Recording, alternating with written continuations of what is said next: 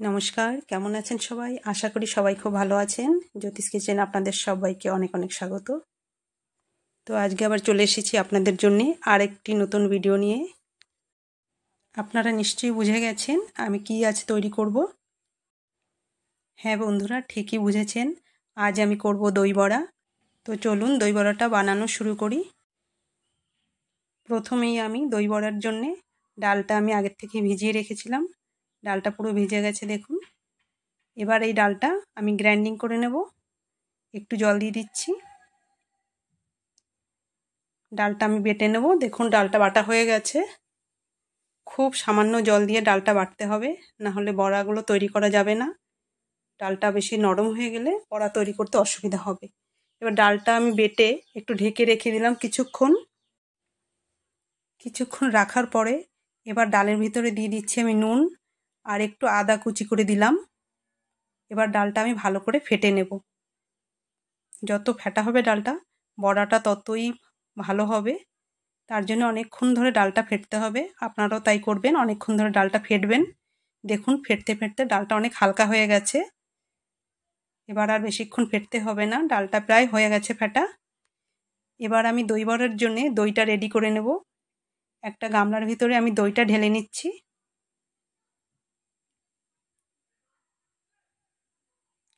ঘরেই তৈরি করেছিলাম আমি দইটা।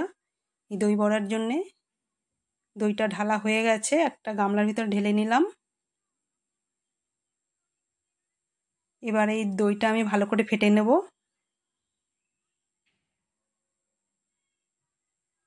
চামচের সাহায্যেই দইটা ফেটে নিচ্ছি।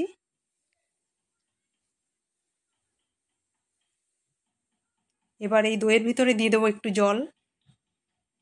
জল দিয়ে পাতলা করতে হবে দইটা, না হলে বড়াগুলো ভালো করে ভিজবে না দইটা যদি মোটা থাকে। তার জন্যই জল দিলাম। এবার দইয়ের ভিতরে দিয়ে দিচ্ছি আমি বিট নুন, আর একটু দিয়ে দিলাম নুন। এবার ভালো করে দইটা ফেটে নেব। দইটাও ফেটা হয়ে গেছে। এবার এই দইয়ের জন্য আমি ফোড়ন রেডি করে নেব। তো ফোড়নের জন্য দিলাম শুকনো লঙ্কা, আর একটু দিচ্ছি সর্ষে,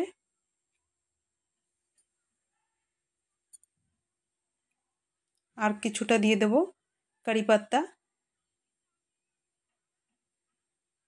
এবার এই ফোড়নটা আমি দইয়ের উপরে ঢেলে দেব।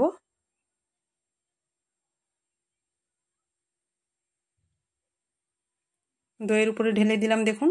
এবার ভালো করে মিশিয়ে নেব এটা। দই বড়ার জন্য দইটা রেডি হয়ে গেছে।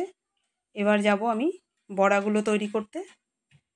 দইটা ঢেকে রেখে দিলাম। এবার বড়া তৈরি করার জন্য কড়াইতে তেল দিয়ে দিচ্ছি, সাদা তেল দিচ্ছি। এবার বড়াটা তৈরি করার জন্য আমি একটু ডাল নিলাম, আর ডালটা এইভাবে গোল করে মাঝখানে একটু ছিদ্র করে দিলাম আঙ্গুলের সাহায্যে। তাহলে বড়াটা ভালো করে ভাজা হবে। আর যখন দইয়ে ভিজাবো বড়াটা খুব ভালো করে ভিজবে, খুব সুন্দর নরম হবে।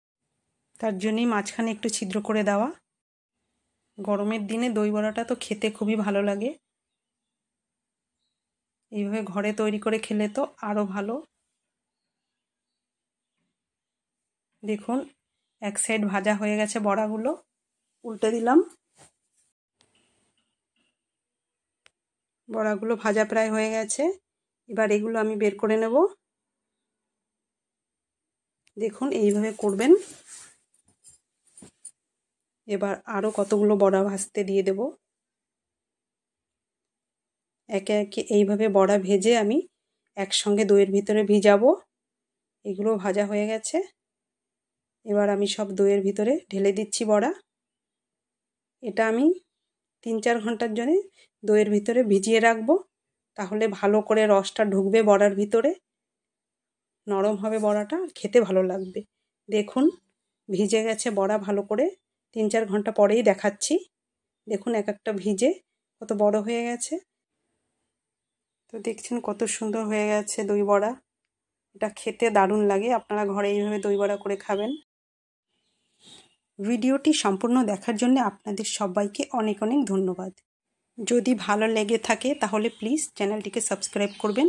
সবাই খুব ভালো থাকবেন, সুস্থ থাকবেন। ধন্যবাদ।